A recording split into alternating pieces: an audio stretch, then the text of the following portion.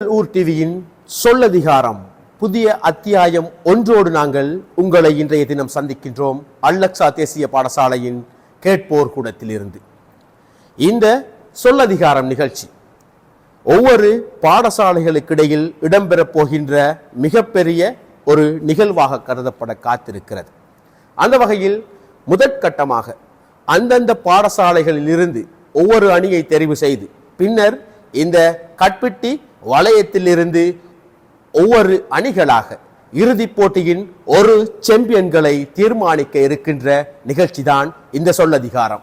எங்கள் பிரதேசத்தில் இருக்கின்ற குரலற்ற ஒரு சமூகத்தின் விடிவுக்காக குரல் கொடுக்க இருக்கின்ற இளம் மாணவர்களை உருவாக்குகின்ற ஒரு உன்னத நிகழ்ச்சி தான் இந்த சொல்லதிகாரம் நிகழ்ச்சியாக மாற காத்திருக்கிறது.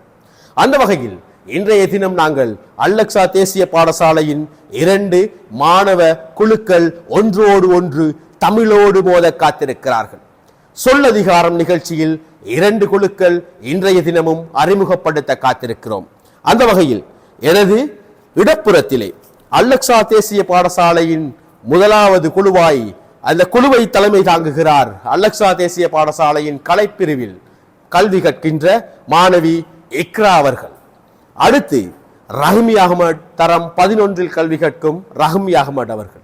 அவரோடு தரம் 10 கல்வி கற்கும் அஷாப் அவர்கள். அடுத்து எனது வலப்புறத்திலே அவர்களை எதிர்த்து போட்டியிட காத்திருக்கிறார்கள். தலைமை தாங்குகிறார் அந்த அணியை தரம் 13 கல்வி கற்கின்ற அப்ரான் அவர்கள். அத்தோடு தரம் 10 கல்வி கற்கின்ற ஃபாத்திமா நதா அவர்கள். அவர்களோடு தரம் 10 கல்வி கற்கின்ற மாயிஸ் அகமது ஆகிய 2 குழுக்கள் மோத காத்திருக்கிறது.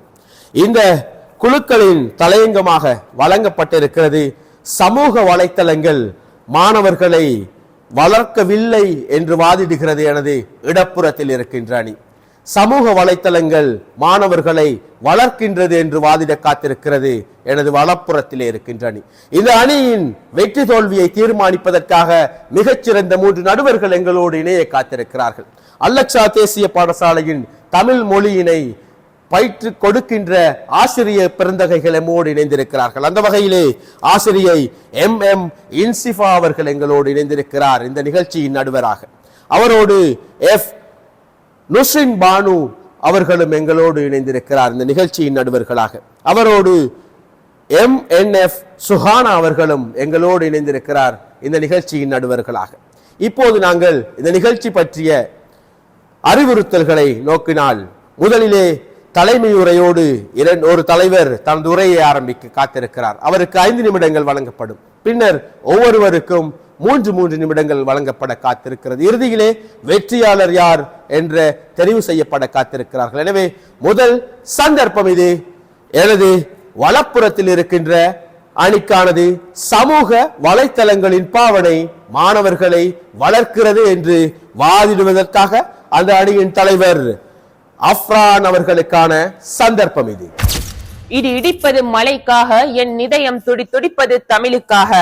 வீழ்வது நானாயினும் வாழ்வது என் உயிர் தமிழாகட்டும் என்று என் உயிரிலும் மேலான தமிழ் அன்னையை பணிந்தவனாக நடுநிலையோடு வாதத்தை நடாத்த வந்திருக்கும் நடுவர் அவர்களுக்கும், என் தரப்புவாதிகளுக்கும், என் எதிர்த்தரப்புவாதிகளுக்கும், ஊர் டிவி நேயர்களுக்கும் என் இந்நேர காலை வந்தனங்கள் மற்றும் அஸ்ஸலாமு அலைக்கும் வரஹ்மத்துல்லாஹி வபரகாத்துஹு.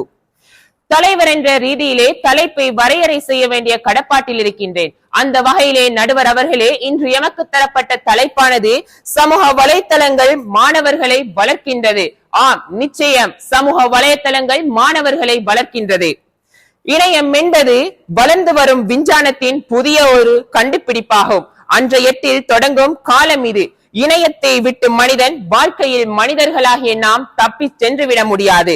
சமூக வலைத்தளமானது ஓடுகிறது, பாய்கிறது, பதுங்குகின்றது. அத்துணையமாக மனிதனையே சமூக வலைத்தளமானது சூழ்ந்து காணப்படுகின்றது. நடுவர் அவர்களே, சமூக வலைத்தளத்தின் மூலம் அதிகாலையில் தொடங்குகின்ற புதின பத்திரிகை முதல் மாலையில் நித்திரைக்கு செல்லும் வரை மனிதனோடு சமூக வலைத்தளமானது பின்னி பிணைந்து வண்ணமே காணப்படுகின்றது. இன்றைய காலகட்டத்தில் 21ஆம் நூற்றாண்டில் வாழ்ந்து கொண்டிருக்கின்றோம். இன்றைய காலகட்டத்தில் 21ஆம் நூற்றாண்டில் வாழ்ந்து கொண்டிருக்கின்றோம். உலகம் நம்முடைய கைகளுக்குள் சுருங்கிவிட்டது. அது மட்டுமன்றி சமூக வலைத்தளமானது இலக்கியம், இலக்கணம், சோதிடம், கலையியல் போன்று அத்துணை விடயங்களையும் தன்னகத்தே உள்ளடக்கியதொன்றாக காணப்படுகின்றது. நடுவர் அவர்களே, எதிர்த்தரப்புவாதிகள் சமூக வலைத்தளத்தின் அதிகரித்த பாவனையினால் மாணவர்கள் வளரவில்லை என்று சொல்வதற்காக என் முன்னால் அமர்ந்திருக்கின்றார்கள். எங்கும் இணையம், எதிலும் இணையம் என்ற பேச்சாகிவிட்டது. அது மட்டுமன்றி தகவல் தொழில்நுட்ப வளர்ச்சிக்கான அருங்கொடையாக இணையம் விளங்குகின்றது.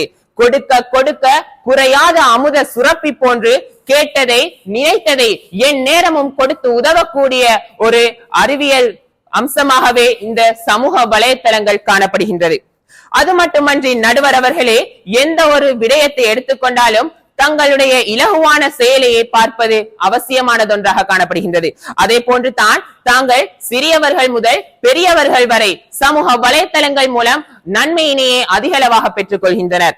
வீட்டில் இருந்து கொண்டே வங்கி கட்டணம், தொலைபேசி கட்டணம், நீர் கட்டணம், மின்சார கட்டணம் என்றெல்லாம் பல்வேறு வேலைகளினை வீட்டில் அமர்ந்து கொண்டே செல்கின்றனர். ஆரம்ப காலங்களிலே சமூக வலைத்தளங்களினுடைய குறைவான காலகட்டத்திலே பல்வேறு தேவைகளினை மனிதர்கள் பூர்த்தி செய்ய வேண்டிய இருந்தாலும் அவர்கள் வெளியில் சென்று தான் பூர்த்தி செய்ய வேண்டிய நிலை காணப்பட்டது. ஆனால் அப்படியா இருக்கின்றது இன்றைய காலகட்டத்தில் சமூகத்தின் வலைத்தளங்கள் அதிகமாக பரவி காணப்படுவதனால் வீட்டினில் இருந்து கொண்டே பல்வேறு வேலைகளை செய்கின்றார்கள். ஆதலால் வெளியில் சென்று செய்வதன் மூலம் ஏற்படுகின்ற இன்னல்கள், பிரச்சனைகள், சவால்கள் எல்லாம் மக்களுக்கும் சரி, மாணவ செல்வங்களுக்கும் சரி குறைக்கப்பட்டிருப்பதனை இன்று அவதானிக்க கூடியதாக உள்ளது. அது மட்டுமன்றி முன்னாயத்தத்தினை சமூக வலைத்தளங்கள் ஏற்படுத்துகின்றது. முன்னாயத்தம் என்றால் என்ன என்பது தெரியுமா? ஒரு விடயம் அதாவது இயற்கை அனர்த்தமோ மானிட அனர்த்தங்களோ ஏற்படுவதற்கு முன்பு அந்த பிரதேசத்தில் அந்த இடத்தில் காணப்படுகின்ற உயிரினங்களையோ அல்லது மனிதனின் வர்க்கங்களையோ அந்த பிரதேசத்தை விட்டு அப்புறப்படுத்துவதனையே இங்கு குறித்து காட்டப்படுகின்றது. ஆகையால் ஆரம்ப காலங்களில் இலங்கையினுடைய வடபகுதியில் ஏற்பட்ட LTT பிரச்சனையின் மூலம் முன்னாயத்தம் இருந்திருந்தால் அந்த காலத்தில் மக்கள்கள் அந்த பிரதேசத்தை விட்டு ஆரம்பத்திலே நேர காலத்தோடு அவர்களுடைய இடங்களுக்கு சென்றிருப்பார்கள். ஆனால் அக்காலத்திலே சமூக வலைத்தளங்களுடைய பாவனை குறைவான ஒரு இதாக காணப்பட்டது. ஆதலால் பல்வேறு மக்கள்கள் தங்களுடைய செல்வங்கள், சொத்துக்கள், பிள்ளைகள், உடைமைகளை இழக்க நேரிட்டார்கள். ஆகவே அந்த காலத்திலே சமூக வலைத்தளமானது இருந்திருந்தால் இவ்வாறு பிரச்சனைகள் ஏற்பட வாய்ப்பு இருந்திருக்காது என்பதுதான் என் தரப்பு வாதிகளினுடைய கருத்தாக காணப்படுகின்றது. அது மட்டுமன்றி ஆசிரியர்கள் என்றால் யார் என்று தெரியுமா? ஆசிரியர் கற்பிப்பதற்கு உதவுவதை தவிர கற்கையை கற்பிப்பவர் அல்ல. அதே போன்று தான் சமூக வலைத்தளங்களும் உங்கள் கற்கைக்கு உதவி செய்வதை தவிர தேவையற்ற விடயங்களை மனதில் பதிக்க வைப்பது இல்லை என்பதனை நன்றாக புரிந்து கொள்ள வேண்டும் எதிர்த்தரப்புவாதிகள். இன்று அறிவியல் உலகை நோக்கி நாம் வேகமாக பயணித்துக் கொண்டிருக்கின்றோம். இன்றைய காலகட்டத்திலே சமூக வலைத்தளத்தின் நன்மையை நாம் நாடி செல்ல வேண்டும். எந்த ஒரு பக்கத்தினை எடுத்தாலும் நன்மை, தீமை என்று இரண்டு பக்கங்கள் இருக்கத்தான் செய்கின்றது. அந்த வகையிலே நடுவர் அவர்களே, மனிதனின் வர்க்கத்தினர் என்பது யார் என்று தெரியுமா? ஆறறிவு படைத்த ஒரு உயிரினமாகவே காணப்படுகின்றது. அந்த வகையிலே ஆறாவது அறிவு பகுத்தறிவாக காணப்படுகின்றது. இரண்டு விடயங்கள், தீயவை கெட்டவை, தீயவை நல்லவை என்று இரண்டு விடயங்கள் காணப்படுகின்ற வேளையில் தன்னுடைய ஆறாவது அறிவான பகுத்தறிவினை பயன்படுத்தி ஒரு நல்ல விடயத்தினை தேர்ந்தெடுப்பது தான் மனிதர்களுடைய ஒரு நல்ல குணமாக காணப்படுகின்றது. ஆகவே சமூக வலைத்தளங்களில் தீமை இருக்கின்றது என்று எதிர்த்தரப்புவாதிகள் குறிப்பிட இருக்கின்றார்கள். ஆனால் தீமை இருந்தாலும் நன்மையே அதிக மாணவர்களுக்கு விளைவிக்கின்றது. ஆகவே மாணவ சமுதாயமாகிய நாம் நன்மையின் பக்கம் அதிகம் விரைந்து செல்வது ஒரு மிகவும் சிறப்பானதொரு விடயமாக காணப்படுகின்றது. அது மட்டுமன்றி போக்குவரத்து சேவைகள், போக்குவரத்து வசதி எல்லாம் சமூக வலைத்தளத்தின் மூலம் இலகுவாக்கப்பட்டிருப்பதனை காண முடிகின்றது. அது மட்டுமன்றி ஆரம்ப காலத்திலே சமூக வலைத்தளத்தின் ஊடாக அதிகளவான பிரச்சனைகள் ஏற்பட்டிருந்தாலும் தற்போதைய காலகட்டத்தில் சமூக வலைத்தளங்களின் ஊடாக மாணவர்களும் சரி, பெற்றார்களும் சரி, முதியோர்களும் சரி அதிகளவான நன்மைகளை பெற்றுக் கொள்கின்றார்கள். ஆகவே இறுதியுமாக சமூக வலைத்தளங்களின் அதிகரித்த பாவனையால் மாணவர்களினுடைய வளர்ச்சிக்கான ஒரு ஊண்டுகோலாக காணப்படுகின்றது என்று கூறி விடைபெறுகின்றேன். நன்றி, வஸ்ஸலாம். சமூக வலைத்தளங்களின் பாவனை மாணவர்களை வளர்க்கிறது என்று வாதிட்டு சென்றிருக்கிறார் அணியினுடைய தலைவர் அஃப்ரான். எங்கும் இணையம் எதிலும் இணையம், எழும்பியதிலிருந்து அதிகாலை எழுந்ததிலிருந்து பத்திரிகை செய்தி முதல் வீட்டுக்கு தேவையான அனைத்து கட்டணங்களையும் இணைய வழி மூலமாகவே செலுத்துகிறார். மனிதர்களோடு மாணவர்களின் கல்விக்கும் அது துணை நிற்கிறது என்று தனது தலைமை உரையை தெளிவாக சொல்லிவிட்டு சென்றிருக்கிறார் அஃப்ரான். இதனை எதிர்த்து மாணவர்களின் சமூக வலைத்தளங்கள் மாணவர்களின் வளர்ச்சிக்கு தீன்மையாக இருக்கிறது, தடையாக இருக்கிறது என்று வாதிடுவதற்காக அடுத்து அன்போடு அழைத்து நிற்கின்றோம். எங்களுடைய அணியினுடைய தலைவி இக்ரா அவர்களை நாங்கள் அன்போடு அழைத்து நிற்கிறோம். ஏடு தூக்கு பள்ளியில் இன்று பயிலும் சிறுவன் தான் நாளை நாடு காக்கும் தலைவனாய் மாறப் போகின்றான். தமிழுக்கு அமுதென்று பேர், அந்த தமிழ் இந்த தமிழ் எங்கள் உயிருக்கு நேர். தமிழுக்கு நிலவென்று பேர், இந்த தமிழ் எங்கள் சமூகத்தின் விளைவுக்கு நிராமன் அன்னை தமிழை வாழ்த்தி தித்திக்கும் தேன்மொழி திக்கட்டும் பரவட்டும் முத்தமிழ் தாய்க்கு முதற்கண் வணக்கம். நற்றி கண் திறந்தாலும் குற்றம் குற்றமே என்ற ரீதியில் நக்கீரர் வழியில் வந்த நடுவர் அவர்களுக்கும் என் தரப்புவாதிகளுக்கும் எதிர்த்தரப்புவாதிகளுக்கும் மற்றும் ஊர் டிவி நேயர்களுக்கும் என் நேர சலாம் அஸ்ஸலாமு அலைக்கும் வரஹ்மத்துல்லாஹி வபரகாத்துஹு மற்றும் இந்நேர சபை வந்தனங்களை தெரிவிப்பதில் மகிழ்ச்சி அடைகிறேன். இன்று எம் விவாதத்தில் தலைப்பானது சமூக வலைத்தளம் மாணவர்களை வளர்க்கவில்லை. ஆம், நிச்சயமாக வளர்க்கவில்லை. தலைவர் என்ற ரீதியில் தலைப்பை வரையறை செய்யும் கடப்பாடு இருக்கிறது. அந்த வகையில் சமூக வலைத்தளமானது வளர்ந்து வரும் விஞ்ஞானத்தின் ஒரு துறையாகவே காணப்படுகின்றது. நான் இந்த சமூக வலைத்தளங்களை அவ்வளவாக விளக்க வேண்டிய அவசியம் இல்லை. ஏனென்றால் எதிர்த்தரப்புவாதியின் தலைவர் அழகாக சொல்லிவிட்டு சென்றார். மேலும் இவ்வமூக வலைத்தளம் அதிகரிப்பதனால் விளையும் தீமைகளை அடுக்கிக் கொண்டே செல்லலாம். உதாரணமாக உடல் மற்றும் மனநல பாதிப்பு. அதாவது அதிக நேரம் சமூக வலைத்தளங்களை பாவிப்பதனால் ஒரு மனிதனுக்கு அல்லது ஒரு மாணவனுக்கு அதிகம் கண் பார்வை அற்று போகிறது. ஏன் எமது பாடசாலையில் கூட சில மாணவர்களை அப்படி கண்டுபிடித்து கண் பார்வையற்று இப்போது அவர்கள் படுபாடு அவஸ்தை பற்றி நாங்கள் அறிவோம். அது மட்டுமல்லாமல் சமூக மற்றும் உறவுகளில் பாதிப்பு. குடும்பங்களுடன் உறவாடும் நேரம் குறைந்து குடும்பங்களில் ஏற்படும் விரிசல். அதாவது இணையதளம் பாவிப்பதனால் கவன இனம் குறைவடைந்து செல்கின்றது. அதாவது ஒருவன் இணையத்தின் மூலம் உலக செய்தி அனைத்தையும் அறிவான், ஆனால் தனது வீட்டில் நடக்கும் செய்தியை அவன் அறிய மாட்டான் என்று கூற சிரிப்புத்தான் வருகின்றது. ஏனென்றால் இணையதளத்தின் ஊடாக தொலைபேசி, அதாவது சமூக வலைத்தளமில் ஒன்றான தொலைபேசியை எடுத்துக்கிட்டால் உலக செய்திகளை அவன் அறிவான். உலகத்தில் உள்ள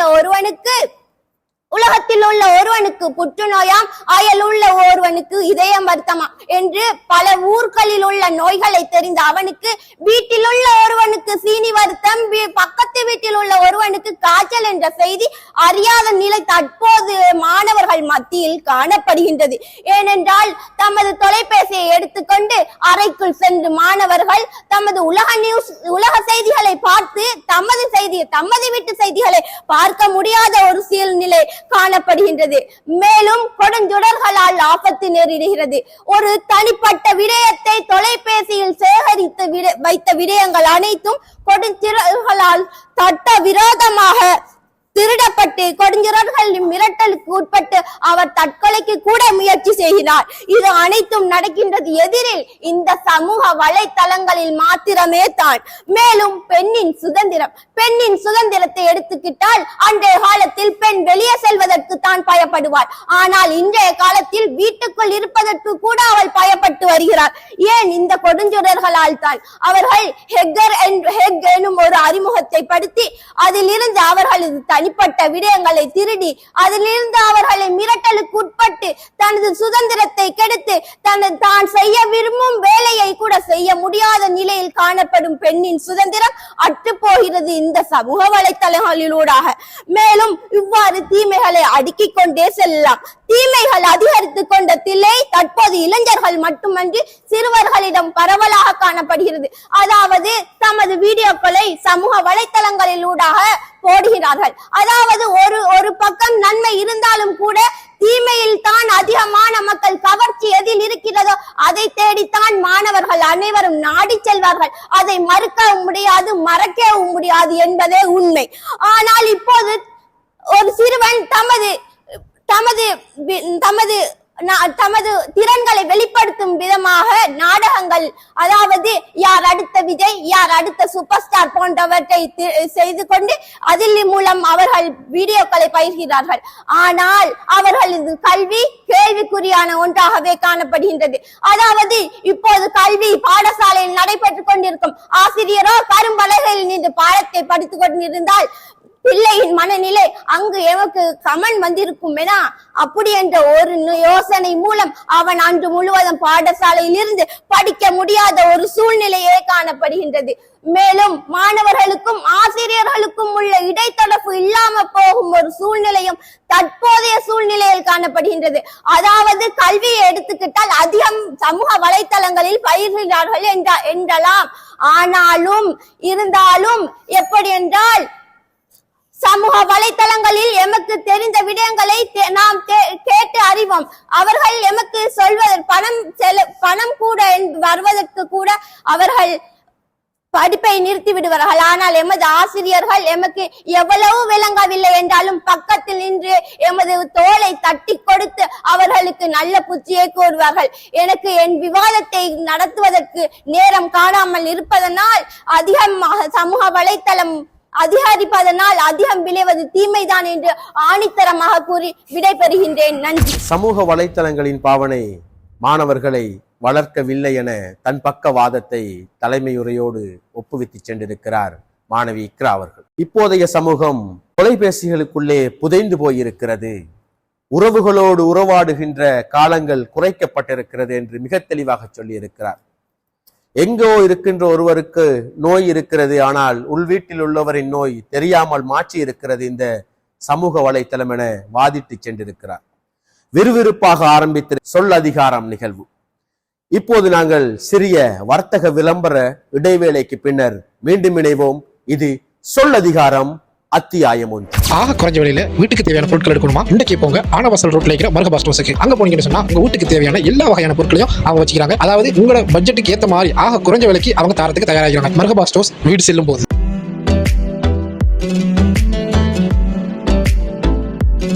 விளம்பர இடைவேளைக்கு பின்னர் மீண்டும் இணைகின்றோம். இது ஊர் டிவி வழங்குகின்ற சொல் அதிகாரம் அத்தியாயம் 1.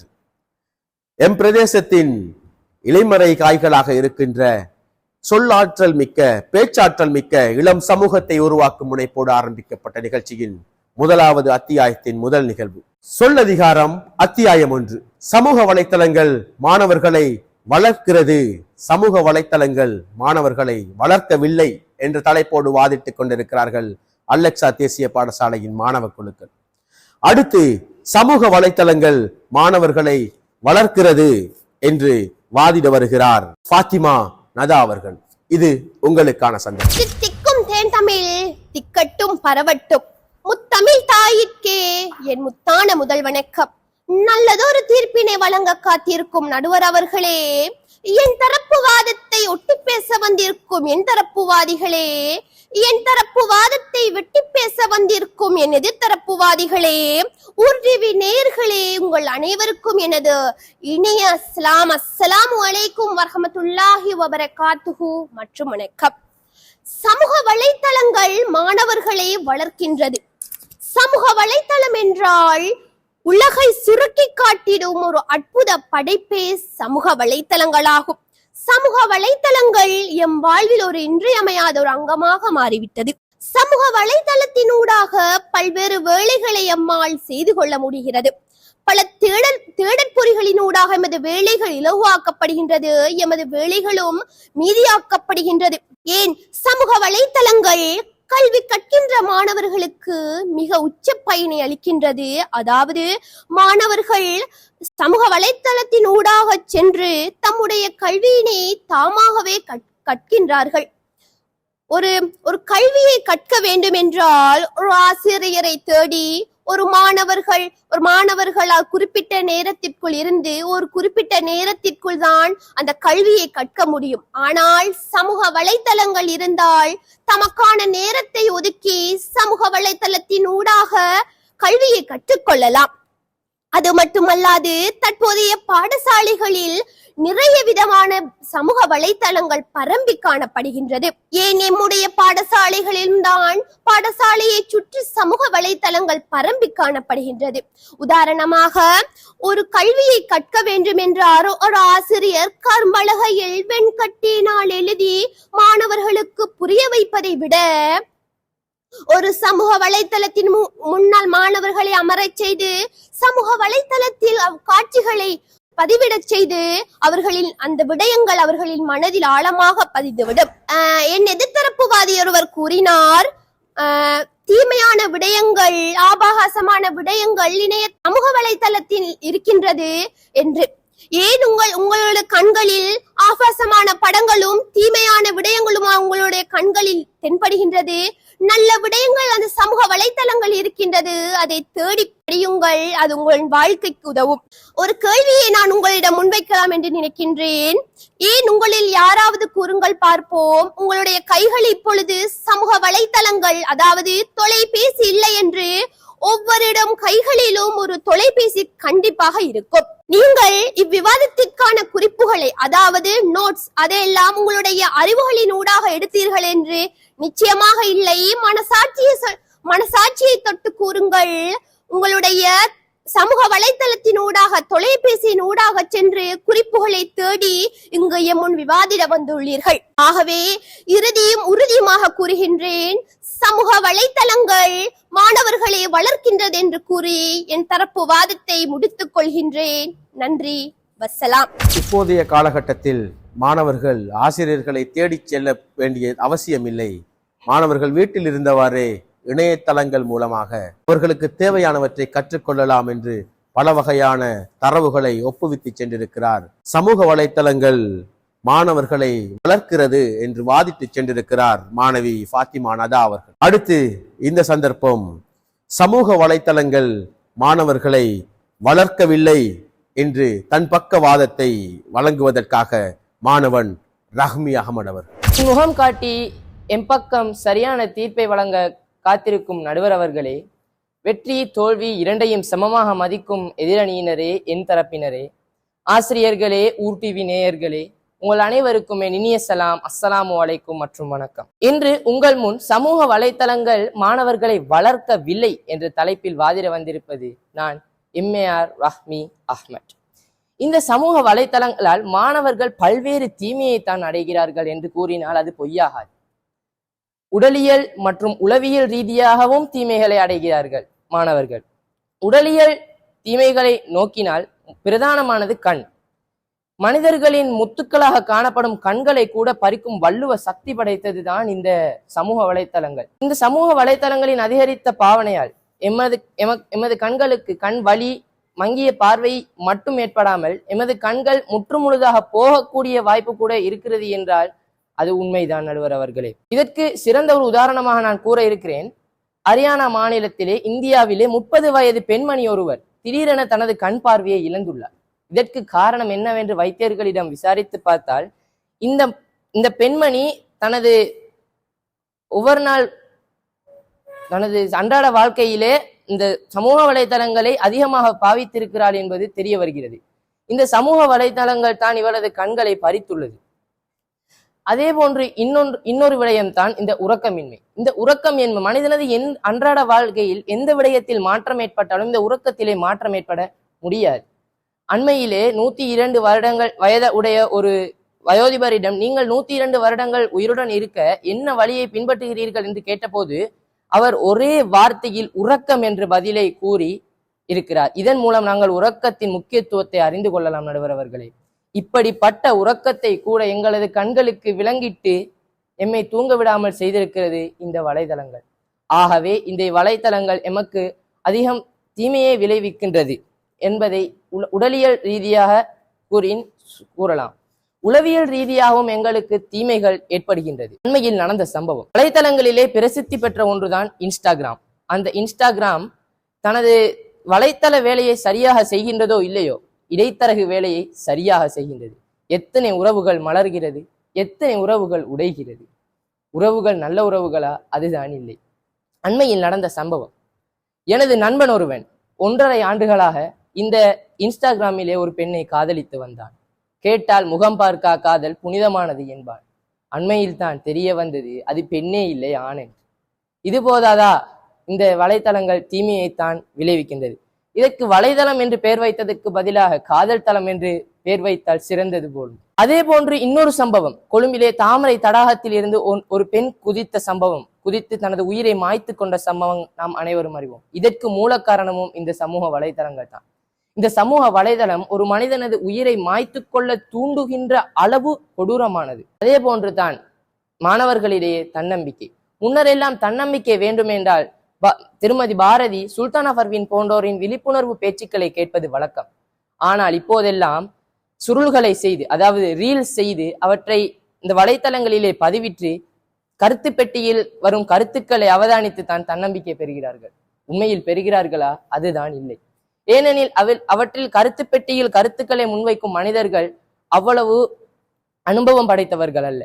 என்னதான் மனிதனிடம் நிறைகள் காணப்பட்டாலும் குறைகளும் காணப்படும். அப்படிப்பட்ட குறைகளை பிடித்து தொங்குபவர்கள் தான் இந்த வலைத்தளங்களிலே நமக்கு கருத்துக்களை தெரிவிக்கக்கூடியவர்கள்.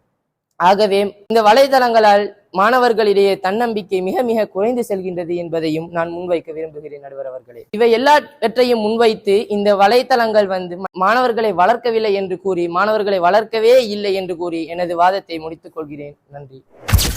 சமூக வலைத்தளங்கள் மனிதர்களுக்கும் மாணவர்களுக்கும் 2 பிரச்சனைகளை கொடுக்கிறது. உளப்பிரச்சனையை கொடுக்கிறது, உடலியல் பிரச்சனைகளுக்கும் தூண்டுகோலாக அமைகிறது. எத்தனையோ உயிர்களையும் காவு கொள்கிறது, பல பேரின் பணங்களையும் கற்புகளையும் சூறையாடி கொண்டிருக்கிறது என்று மிக தெளிவாக தனது வாதத்தை நிரூபித்து சென்றிருக்கிறார். சமூக வலைத்தளங்கள் மாணவர்களை வளர்க்கவில்லை என்று தன் பக்கவாதத்தை மிக திறமையாக வாதிட்டு சென்றிருக்கிறார். எனவே சொல்லதிகாரம் அத்தியாயம் 1 இப்போது சிறிய வர்த்தக விளம்பர இடைவேளைக்கு சென்று வருவோம். ஆக குறைஞ்ச விலையில வீட்டுக்கு தேவையான பொருட்கள் எடுக்கணுமா? இன்றைக்கு போங்க ஆனவாசல் ரோட்ல இருக்கிற மர்ஹபா ஸ்டோர்ஸ்க்கு. அங்க போனீங்கன்னு சொன்னா உங்க வீட்டுக்கு தேவையான எல்லா வகையான பொருட்களையும் அவங்க வச்சுக்கிறாங்க. அதாவது உங்களோட பட்ஜெட்டுக்கு ஏத்த மாதிரி ஆக குறைஞ்ச விலைக்கு அவங்க தரத்துக்கு தயாராகிறாங்க. மர்ஹபா ஸ்டோர்ஸ், வீடு செல்லும் போது.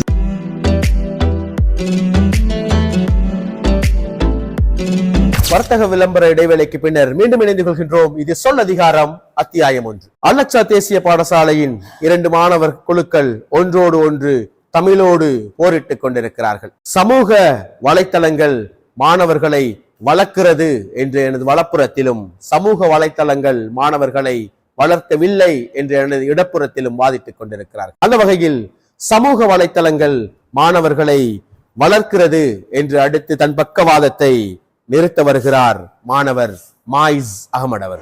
நீதி நெறியை 3ஆம் கண்ணாக கொண்டிருக்கும் நடுவரவர்களுக்கும் என் பக்கவாதிகளுக்கும் தான் பிடித்த முயலுக்கு 3 கால் என்றவாறு விதண்டாவாதம் புரிந்து கொண்டிருக்கும் எதிர்த்தரப்புவாதிகளுக்கும் என் முத்தான முதற்கண் சலாம். அஸ்ஸலாமு அலைக்கும் வரஹ்மத்துல்லாஹி வபரகாத்துஹு மற்றும் வணக்கம். ஆம், சமூக வலைத்தளங்கள் மாணவர்களை வளர்க்கிறது, வளர்க்கவில்லை என்ற தலைப்பிற்கமைய நாம் வாதிட்டுக் கொண்டிருக்கிறோம். சமூக வலைத்தளங்கள் நிச்சயமாக மாணவர்களை வளர்க்கிறது. அவை கல்வி, தகவல் தொடர்பு, பொழுதுபோக்கு மற்றும் தனிப்பட்ட வளர்ச்சிக்கும் உதவியாக இருக்கின்றன. சமூக வலைத்தளங்கள் மூலம் மாணவர்கள் தங்களது நண்பர்கள், குடும்பத்தினர் மற்றும் ஆசிரியர்களுடன் எளிதாக தொடர்பு கொள்ள முடிகிறது. சமூக வலைத்தளம் மூலம் உலகில் நடக்கும் செய்திகளை அறிய முடியும். தங்கள் தனித்திறமைகளை பல நபர்களுக்கு எடுத்துக்காட்டவும் முடியும். சமூக வலைத்தளங்கள் தூரமாயிருக்கும் மனிதர்களையும் சமூகங்களையும் அருகாமையில் உணர வைக்கின்றது. விரைவான தொடர்பாடல், விரைவான தகவல், அனர்த்த முன்னறிவிப்புகள், உலக செய்திகள் இவை அனைத்தையும் மிக விரைவாக எமக்கு பெற்று தருகின்றது இந்த சமூக வலைத்தளங்கள். இவை அனைத்தும் தீமை என்று கூறுவதற்காக அங்கு 3 பேர் உட்கார்ந்திருக்கின்றார்கள். நண்பர்கள், உறவுகள், எவ்வளவு தூரமாக இருந்தாலும் அவற்றினை மனதுக்கு நெருக்கமாக மாற்றுகிறது இந்த சமூக வலைதளங்கள். மாணவர்கள் திறமையை வெளிப்படுத்த விளையாட்டு போட்டிகள் பங்கேற்பது, புத்தகங்கள் மற்றும் கட்டுரைகளை படித்தல், தங்கள் திறமைகளை வெளிப்படுத்தல் போன்ற தனிப்பட்ட வளர்ச்சி சார்ந்த நன்மைகள் மூலம் மாணவர்களது தன்னம்பிக்கை, சுயமரியாதை அதிகரிக்கின்றது. உலகில் உள்ள அனைத்து செய்திகளையும் சமூக வலைதளங்கள் மூலம் பார்வையிட முடிகின்றது என்று எதிர்த்தரப்புவாதியை ஒப்புக்கொண்டார். முன்பு ஒரு மொழியை நாம் கற்க வேண்டும் என்றால் ஒரு ஆசிரியரின் வீட்டிற்கு செல்வோம், அதுவும் பணம் கொடுத்துத்தான் செல்ல வேண்டும். ஆனால் இன்று ஒரு மொழி அல்ல, பல்வேறு மொழிகளையும் எம்மால் வீட்டில் இருந்தபடியே சமூக வலைதளங்கள் மூலம் கற்க இயலுகின்றது, அதுவும் இலவசமாக. அதுபோல எதிர்த்தரப்புவாதி ஒரு விடயத்தை குறிப்பிட்டிருந்தார். கண்களால் பார்த்து சமூக வலைதளங்களை பார்த்து பார்த்து கண்கள் அற்று போகின்றன, கண்களுக்கு பாதிப்பு ஏற்படுகின்றன என்று கூறினார். சமூக வலைதளங்கள் நன்மையானவை தான் இங்கு தலைப்பு. சமூக வலைதளங்களின் போது கண்களால் நாம் பார்வையிடுகின்றோம், அது சமூக வலைதளங்களை பாவிப்பவர் செய்த தவறு. ஏனென்றால் அடிக்கடி சமூக வலைதளங்களை பாவிக்க வேண்டிய அவசியம் கிடையாது. சமூக வலைதளங்களை தேவைக்கேற்றவாறு தான் பயன்படுத்த வேண்டும். அங்கு சமூக வலைதளங்கள் தவறு செய்வதில்லை, சமூக வலைதளங்களை பயன்படுத்துபவர்கள் தான் தவறு செய்கின்றார்கள். பயன்படுத்துபவன் தவறு செய்வதால் தொழில்நுட்பம் தவறாக முடியாது. இதனை எதிர்த்தரப்புவாதியால் மறுக்க முடியாது. மறுக்கத்தான் எழுமா? இல்லை, நாங்கள் மறுக்கத்தான் விட்டு விடுவோமா? பாவம், அங்கிருந்த இரு எதிர்த்தரப்புவாதிகளையும் கண்களை பற்றியே பேசினார்கள். பேச வார்த்தை இல்லை என்று நினைக்கிறேன்.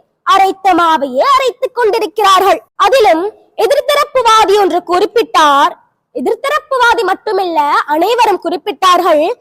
ஊர் டிவி நேயர்களை முற்படுத்தியே கூறினார்கள். சமூக வலைதளங்கள் மூலம் தொடர்பாடல் இலகுவாகவும் விரைவாகவும் வேகமாகவும் செயற்படுகின்றது என்பதற்கு எதிர்த்தரப்புவாதிகளே ஒரு உதாரணமாக காணப்படுகிறார்கள்.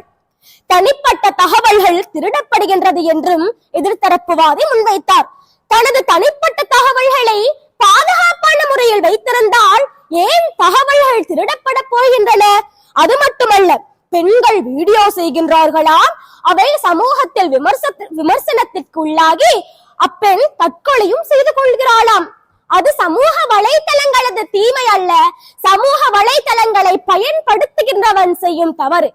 பெண்கள் எதற்காக வீடியோ செய்து சமூக வலைதளங்களில் நேரலையில் நாங்கள் செய்ய வேண்டும்? அப்படி செய்வதால் தானே விமர்சனங்கள் எழுகின்றன.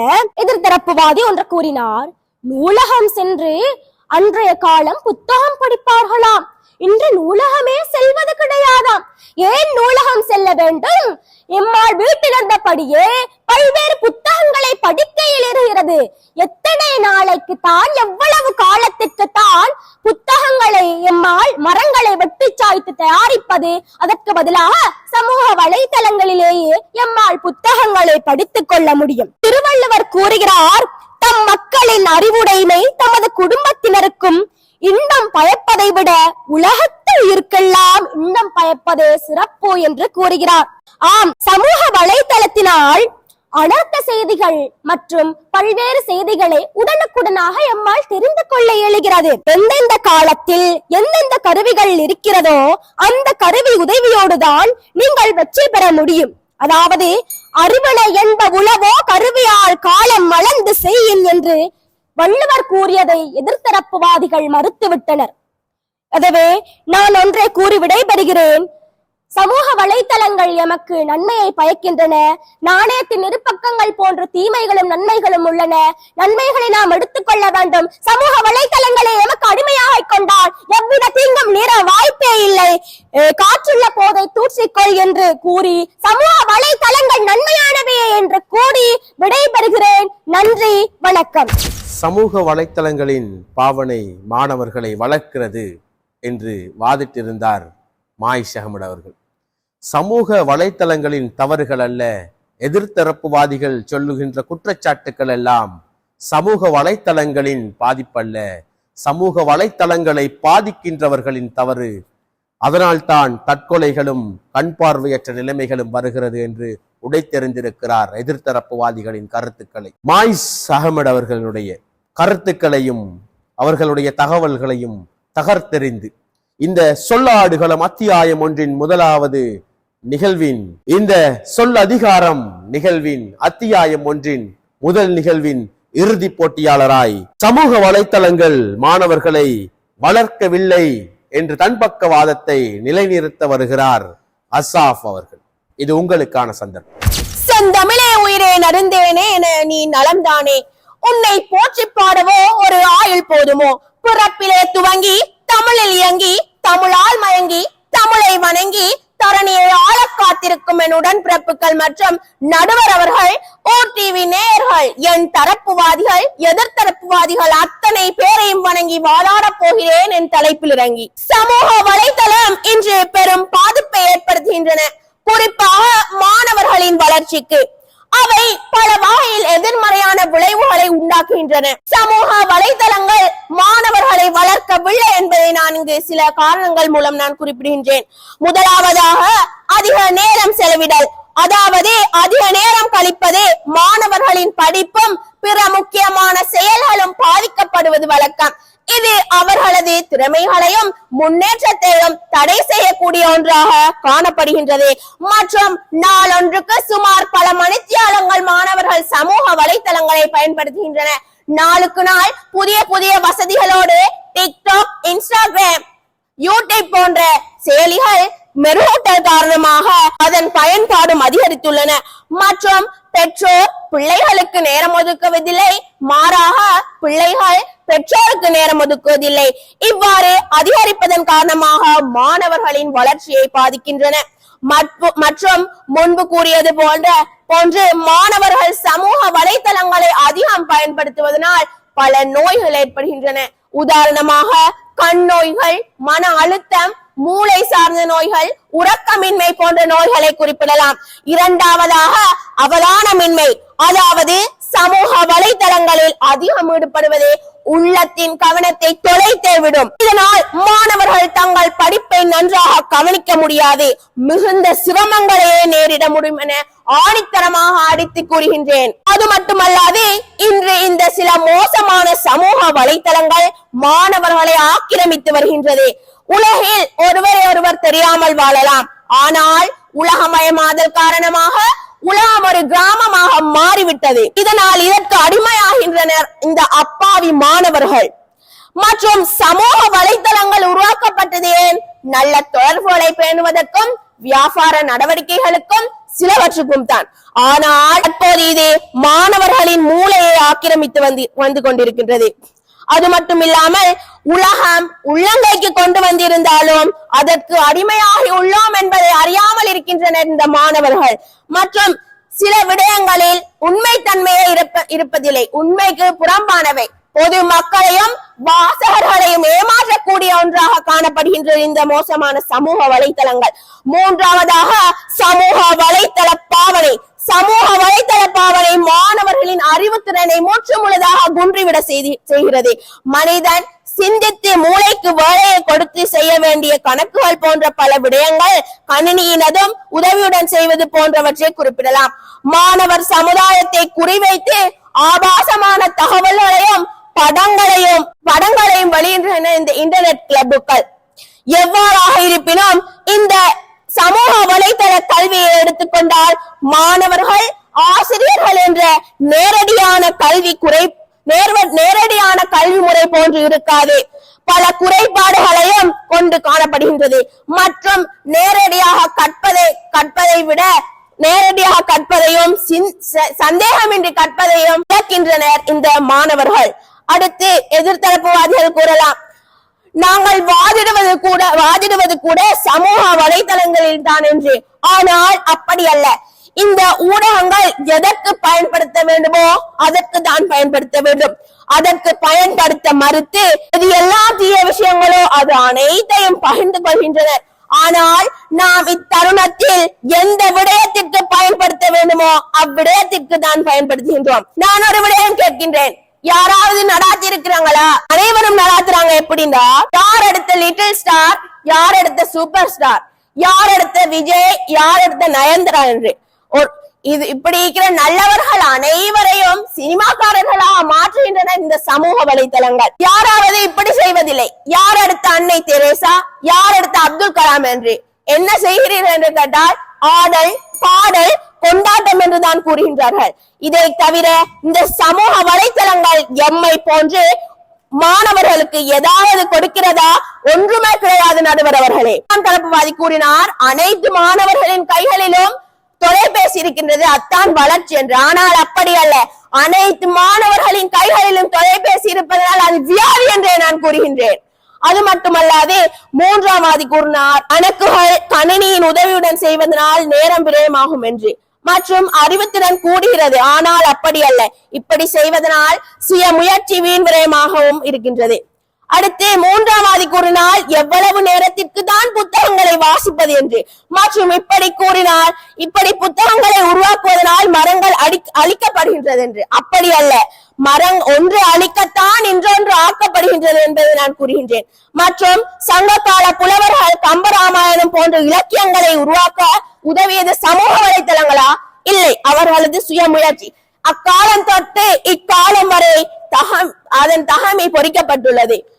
இவ்வளவு பலவற்றை நான் கூறினேன், உங்களுக்கு விளங்கவில்லை என்றால் தெளிவுறவே அறிந்திடுவோம். தெரியாத ஒன்றை தெளிவு பெற மொழிந்திடுவோம். தெரிந்த பின்னே தெரிந்ததும் தெளிவுபெறும் நம்மறிவு, தெரிந்த பின்னே உருவாகும் புது உறவு. தெரிந்த அனைத்தையும் தெளிவாக சொன்னேன், புரிந்த அனைத்தையும் புரியும்படி சொன்னேன்.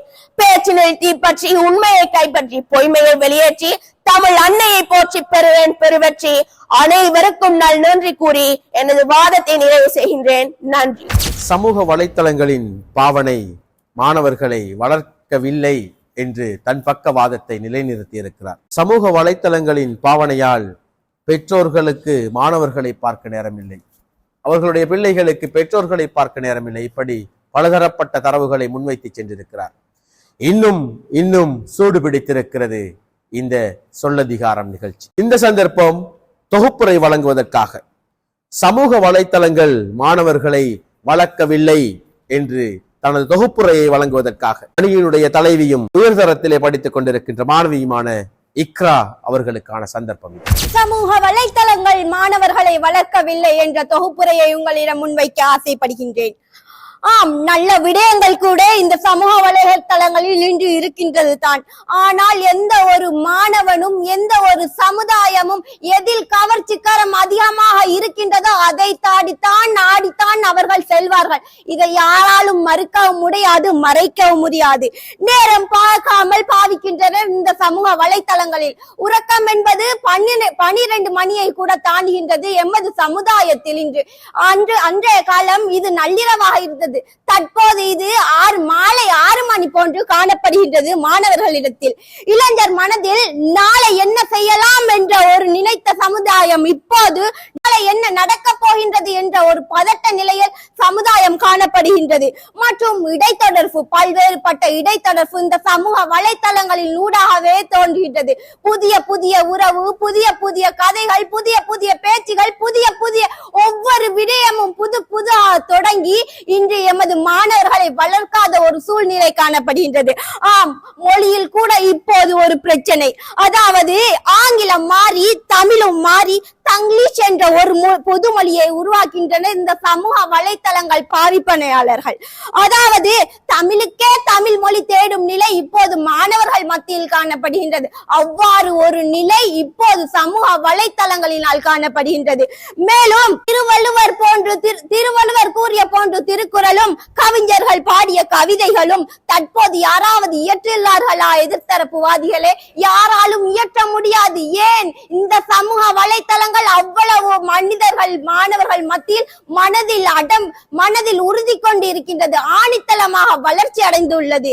இந்த சமூக வலைத்தளங்கள் அதிகரித்து அவர்களை வளர்க்காமல் அவர்களை மரணம் அடைய செய்வதே உண்மை. அது மட்டுமல்லாமல் சமூக வலைத்தளம் என்பது எம்மை வளர்க்கின்றது என்று எதிர்த்தரப்புவாதிகள் கூறுகின்றார்கள். எங்கு வளர்க்கின்றது? எப்போது வளர்க்கின்றது? யான் எதில் கவர்ச்சி அதிகம் இருக்கின்றதோ அதை நாடியே சென்று இப்போது புதைந்து கிடக்கின்றனர் எமது சமுதாயம். எதிர்த்தரப்பு வாதி சொன்னார், ஆசிரியர் கூட தொடர்பு கொள்ளலாம் என்று. ஆசிரியரை கூட தொடர்பு கொள்ளலாம், ஆனால் எந்த ஒரு மாணவன் பாடசாலையில் படிப்பது போன்று இப்போது படிக்கின்றான் சொல்லுங்களை பார்ப்போம். ஆனால் இப்போது அவர்கள் தேடி சென்று படிப்பதை விட போனில் தொலைபேசியில் இருந்து கொண்டே நேரம் போவது கூட விளங்காமல் படிக்கின்றார்களா? எவரும் படிப்பதில்லை. எவரும் சமூக வலைத்தளங்களை எடுத்தால் சிறிது நேரம் தான் படிப்பார்களை தவிர மிச்ச நேரம் படிக்க மாட்டார்கள். ஏனென்றால் கவர்ச்சிகரமான டிக்டாக், இன்ஸ்டாகிராம் போன்ற ஒவ்வொரு சமூக வலைத்தளங்கள் மூலம் அவர்கள் அங்கு சென்று அதில் நிறைய பொருள்களை பார்த்து கொண்டிருக்கின்றனர். இதனால் அவர்கள் படிக்கின்றார்களா? இல்லை. எப்போதும் பாடசாலையில் கல்வி கற்பது போன்று சமூக வலைத்தளங்களில் கல்வி வரவே வராது. ஏனென்றால் பாடசாலையில் ஆசிரியர் எமக்கு பக்கத்தில் இருந்து கூட தெரியாத ஒன்றை தெரியப்படுத்தி அவ்வாறு தெரியப்படுத்தி கொண்டே எமது பக்கத்தில் இருந்து கூட சொல்லி தருவார். ஆனால் அவர் எதிர்த்தரப்பு வாதி சொல்கிறார், ஆசிரியர்கள் குறிப்பிட்ட நேரத்துக்கு மாத்திரம் தான் சொல்லி தருவார்கள். எந்த ஆசிரியரும் குறிப்பிட்ட நேரத்திற்கு சொல்லி தருவதில்லை.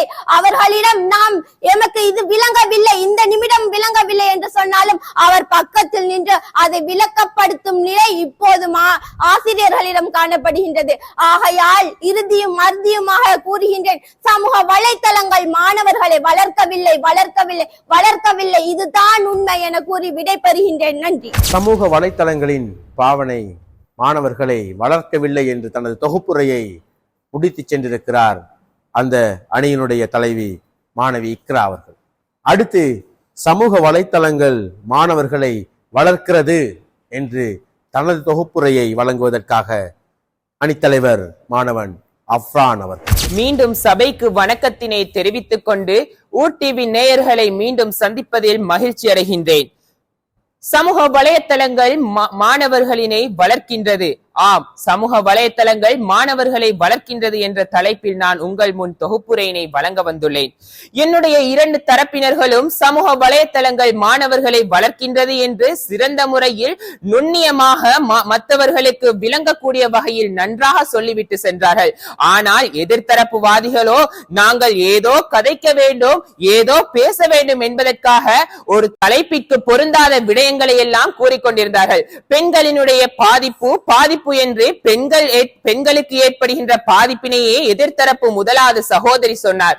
அதே போன்று எதிர்த்தரப்பு இரண்டாவது சகோதரர் கண் வருத்தம் என்று மனிதனுடைய கண் வருத்தம், கண் நோயினை பற்றியே குறிப்பிட்டார். அவ்வாறு உருட்டிய மாவை மீண்டும் உருட்டி தலைப்பிற்கு பொருந்தாத விடயத்தினை குறிப்பிட்டுக் கொண்டிருந்தார்கள். அதே போன்று என் தரப்பு வாதி குறிப்பிடாத ஒன்றை குறிப்பிட்டதாகவும் எதிர்த்தரப்பு சகோதரன் கூறி அவருடைய வாதத்தை சொன்னார். இவ்வாறு பல்வேறு விதண்டாவாதங்களை எதிர்த்தரப்பு சகோதரிகள் முன்னால் முன்வைத்துக் கொண்டிருந்தார்கள். அதே போன்று என் தரப்பு சகோதரிகள் குறிப்பிட்டது போன்று பாடசாலையிலே சமூக வலைத்தளங்கள் பரம்பி காணப்படுகின்றது என்று என் தரப்பு வாதி குறிப்பிட்டார். நன்றாக புரிந்து கொள்ள வேண்டும், இன்றைய காலகட்டத்திலே சமூக வலைத்தளங்களானது பாடசாலையிலே அதிகரித்து காணப்படுவதனை எங்களால் உற்று நோக்கக்கூடியதாக உள்ளது. அதே போன்று விளம்பரங்களை எடுத்துக்கொண்டால் எந்த ஒரு பொருள் உற்பத்தி செய்கின்றதோ அல்லது எந்த ஒரு புதிய வியாபார முறைகள் புதிய தொழில்நுட்பங்கள் அறிமுகப்படுத்தப்பட்டாலும் அது தன்னகத்தே முடங்கி கிடக்கின்ற சந்தர்ப்பம் காணப்படுகின்றது. ஆனால் நடுவர் அவர்களே, எதிர்த்தரப்பு வாதிகளே, சமூக வலைத்தளங்கள் மூலம்தான் அது பிற மக்களுக்கு, பிற மனிதர்களுக்கு, முழு உலகத்துக்கும் அது பரவலடையக்கூடிய ஒரு ஊடகமாகவே சமூக வலைத்தளங்கள் காணப்படுகின்றது. அதே போன்று ஆபாச படங்கள் என்று ஆபாச படங்களிலே மூழ்கி கொண்டிருக்கின்றார்கள் எதிர்த்தரப்பு சகோதரிகள். என்னத்தான் அந்த ஆபாச விடயங்கள் இருந்தாலும் மனிதர்களாகிய நாம் ஒரு முக்கியமான மனிதர்களுக்கு தேவையான, மனித சமுதாயத்துக்கு தேவையான விடயங்களை மாத்திரம் பார்ப்பதே சிறப்பானது ஒன்றாக காணப்படுகின்றது. அதே போன்றே பாலியல் துஷ்பிரயோகங்கள், ஆபாச விடயங்கள் எல்லாம் அதிகரித்த சமூக வலைத்தளங்கள் ஊடாகவே ஏற்படுகின்றது என்கின்றார்கள். ஆனால் நடுவர் அவர்களே, எதிர்த்தரப்பு சகோதரிகளை நன்றாக விளங்கிக் கொள்ள வேண்டும். ஆரம்ப சங்க காலத்திலே பாலியல் ஒழுக்கம் என்ற ஒரு ஒழுக்கம் காணப்பட்டது. துரியோதனன் துச்சாதனனுக்கு இடையிலே இந்த ஒழுக்கம் காணப்பட்டது. அந்த காலத்திலே பாலியல் ஒழுக்கம் இருந்ததென்றால் அந்த காலத்திலே சமூக வலைத்தளங்கள் இருந்திருக்கின்றதா என்று நீ அறிந்து கொள்ள வேண்டும். அக்காலத்திலே சமூக வலைத்தளங்கள் இல்லாத சந்தர்ப்பத்திலும் கூட அந்த காலத்தில் பாலியல் ஒழுக்கம் இருந்து கொண்டிருக்கின்றது. சமூக வலைத்தளங்களே தீமைத்தான் இருக்கின்றது என்று சொன்னாலும் இடையிடையே நன்மைகளும் இருக்கின்றது என்று எங்களுடைய தலைப்பினையும் மீண்டும் மீண்டும் அவர்கள் உச்சரிப்பதற்கு காரணம் என்ன? இன்றைய காலகட்டத்தில் சமூக வலைத்தளங்கள் அதிகம் விளைவது நன்மையாக காணப்படுவதனால் தான். அது மட்டுமன்றி இன்றைய நேரத்தில், இன்றைய காலத்தில், இன்றைய சந்தர்ப்பத்தில் ஒளிபரப்பக்கூடிய இந்த ஊர் டிவி சம்பந்தமான விடயத்தினை எடுத்துக்கொண்டாலும் கூட இது ஒரு சமூக வலைத்தளத்தின் ஊடாகவே ஏற்படுத்தப்படுகின்றது என்பதனை புரிந்து கொள்ள வேண்டும். அது மட்டுமன்றி நோட்ஸ், அதாவது பல்வேறு பொருள்களையும் பல்வேறு தெரியாத சொற்களினையும் சமூக வலைத்தளங்களின் ஊடாகவே பெற்றுக்கொள்ள முடிகின்றது. ஆகவே அறுதியும் இறுதியுமாக சமூக வலைத்தளங்களின் அதிகரித்த பாவனை மாணவர்களினை வளர்க்கின்றது என்பதனை என் வாதத்தை கூறி விடைபெறுகின்றேன். நன்றி, வஸ்ஸலாம். சொல்லதிகாரம் அத்தியாயம் 1 இனிதாய் நிறைவுக்கு வந்திருக்கிறது. அனல் பறக்கும் வாத பிரதிவாதங்கள், அவர்களுடைய கருத்துக்கள், சமூக வலைத்தளங்கள் மாணவர்களை வளர்க்கிறது என்று ஏராளமான கருத்துக்கள் முன்வைக்கப்பட்டிருக்கிறது. சமூக வலைத்தளங்கள் மாணவர்களை வளர்க்கவில்லை என்று உடைத்தெறிந்திருக்கிறார்கள் சில கருத்துக்களை. இப்படி மாறி மாறி தமிழ் சொற்களோடு போரிட்டார்கள் 2 குழுக்கள். இறுதி முடிவுக்கான சந்தர்ப்பம் இது. இப்போது நாங்கள் இந்த போட்டி நிகழ்வினுடைய இறுதி தீர்மானத்தினை, இறுதி முடிவுகளை அறிவிப்பதற்காக எங்களுடைய ஆசிரிய பெருந்தகைகளான நடுவர்களோடு நாங்கள் இணைந்து கொள்கிறோம். இன்றைய நாள் நன்னாளாக அமைய முதற்கண் எல்லாம் வல்ல அல்லாஹுவை துதித்தவளாய் கற்பிட்டி மண்ணின் பெருமையை உலகறிய செய்து கொண்டிருக்கும் ஊர் டிவி நிறுவனத்திற்கும் நேயர்களுக்கும் எமது இன்றைய நாள் இவ்விழாவின் அழைப்பை ஏற்று வருகை தந்திருக்கும் அல்-அக்ஸா தேசிய பாடசாலையின் மதிப்பிற்குரிய பிரதி அதிபர் திருமதி சாஜினாஸ் மேடம் அவர்களுக்கும், மேலும் இந்நிகழ்வுக்கு நடுவராக கலந்து என்னோடு கைகோர்த்திருக்கும் MM இன்சிஃபா ஆசிரியர் அவர்களுக்கும், MNF சுஹானா ஆசிரியர் அவர்களுக்கும், அத்தோடு இன்றைய நாளின் நிகழ்வினை அலங்கரித்துக் கொண்டிருக்கும் கதாநாயகர்கள், வாதிகள் என்ற அடிப்படையில் வாதிகளாக அமர்ந்து கொண்டிருக்கும் விவாத குழுவினருக்கும் அஸ்ஸலாமு அலைக்கும் வரஹ்மத்துல்லாஹி வபரகாத்துஹு மற்றும் மதிய நேர வந்தனங்கள். எமது இன்றைய விவாதத்தினுடைய பிரதான தலைப்பு சமூக வலைத்தளங்களை பயன்படுத்துவது. அவ்வாறான சமூக வலைத்தளங்கள் மாணவர்களை வளர்க்கிறது, வளர்க்கவில்லை என்ற அடிப்படையிலேயே வாத பிரதிவாதங்கள் இங்கே மின்னல்களாக முழக்கங்களாக இடப்பட்டன. எனவே இதனூடாக எமது பெற்றார்களுக்கு தெரிவிப்பது என்னவென்றால், அறிவியல் சாதனங்கள் வளர்ச்சி அடைந்து கொண்டேதான் இருக்கும். விஞ்ஞான வளர்ச்சியில் நாம் அனைவருமே இருப்பதால் அறிவியல் சாதனங்களை நாம் அனைவரும் பயன்படுத்த வேண்டிய தேவையில் கடப்பாட்டில் இருந்து கொண்டிருக்கிறோம். மாணவர்கள் என்பதனால் அதனை பயன்படுத்த வேண்டாம் என யாருமே மாணவர்களை வற்புறுத்த வேண்டாம், தடை செய்ய வேண்டாம். ஏனெனில் அறிவியல் சாதனங்களை பயன்படுத்த விடுங்கள், சுதந்திரமாக பயன்படுத்த விடுங்கள். அதே வேளை பாதுகாப்பான முறையில் ஒரு மாணவருக்கு நீங்கள் தொலைபேசியை பயன்படுத்த கொடுப்பதாக இருந்தால் அந்த தொலைபேசி பயன்பாட்டின் போது நீங்களும் அருகாமையில் அமர்ந்திருப்பது சாலச் சிறந்தது என கூறி இந்த முடிவுரையை வழங்குவதில் மிக பெரும் மகிழ்ச்சி அடைந்து, வாதிகள் தங்களுடைய வாதங்களை தங்களுக்கு ஏற்ற வகையில், தங்களுடைய தலைப்புக்கு ஏற்ற வகையில் சிறந்த முறைகளில் உங்களுடைய கருத்துக்களை முன்வைத்துள்ளீர்கள் என்பதை இவ்விடத்தில் கூறி, அதேவேளை சமூக வலைத்தளங்களை பயன்படுத்துவதால் மாணவர்களால் வளர்ச்சி அடைய முடியும். அதே நேரம் அந்த சமூக வலைத்தளங்கள் உங்களுடைய வளர்ச்சியை குன்றச் செய்யவும் முடியும். ஆகவே பகுத்தறிவு படைத்த மனிதர்களாக, மாணவர்களாக நாம் இன்றைய சூழலில் வாழ்ந்து கொண்டிருப்பதால் நமக்கானது எது சரி எது பிழை என்பதை அறிந்து கொண்டு அதனை சிறந்த முறையில் பயன்படுத்தி, சமூக வலைத்தளங்களை சரியான முறையில் பயன்படுத்தி எமது அறிவையும் ஆற்றலையும் வளர்த்து கொள்ள வேண்டும் என கேட்டு நிறைவு செய்கிறேன். நன்றி, வஸ்ஸலாம். சமூக வலைத்தளங்களின் பாவனை மாணவர்களை வளர்க்கிறது, மாணவர்களை வளர்க்கவில்லை என்ற வாத பிரதிவாதங்கள் சூடுபிடித்திருந்தது. நடுவர்களுடைய தீர்க்கமான தீர்மானங்களும் வெளியிடப்பட்டிருக்கிறது. இந்த நிகழ்வுக்கு எங்களுக்காய் ஒத்துழைப்பாய் இருந்த அல்-அக்ஸா தேசிய பாடசாலையினுடைய கௌரவத்திற்குரிய அதிபர் MM அமீர் அவர்களுக்கும், பிரதி அதிபர் ஆசிரியர் சாஜினாஸ் அவர்களுக்கும் பாடசாலை நிர்வாகத்திற்கும் அதே போல இன்றைய தினம் எங்களுடைய நடுவர்களாக பங்கேற்ற ஆசிரியர் பெருந்தகைகளுக்கும் நன்றிகளை கூறிக்கொண்டு இந்த நிகழ்வில் வாதிகளாகவும் பிரதிவாதிகளாகவும் தங்களுடைய பக்க கருத்துக்களை மிக தெளிவாகவும் உறக்கச் சொன்ன மாணவ செல்வங்களுக்கு நன்றிகளை கூறிக்கொண்டு மற்றுமொரு சொல்லதிகாரம் அத்தியாயம் ஒன்றில் நாங்கள் உங்களை சந்திக்கின்றோம். அதுவரைக்கும் நன்றிகளோடும் சலாத்தோடும் விடைபெற்றுக் கொள்கின்றோம்.